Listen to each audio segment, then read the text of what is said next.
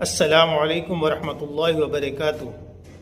پیارے دوستو، ایک چھوٹی سی دعا ہے، آدمی اگر اس کو پڑھ لے تو جس دن یہ دعا پڑھی ہے اگر اس دن وہ مر گیا تو وہ جہنم سے بری ہو جائے گا۔ دعاؤں میں میرے بھائیوں اللہ نے بڑی تاثیر رکھی ہے۔ اللہ کے حبیب پاک علیہ الصلاۃ والسلام نے فرمایا کہ جو آدمی فجر کی نماز کے بعد اور مغرب کی نماز کے بعد 7 مرتبہ یہ دعا پڑھے، اللہم اجرنی من النار، اور اس دن اگر وہ مر گیا تو اللہ جہنم سے اس کو بری کر دیں گے۔ اس لیے دوستو، اس دعا کا ہم بھی معمول بنائیں اور لوگوں کو بھی شیئر کریں تاکہ ہمارے بھائی بھی اس پر عمل کرنے والے بنے۔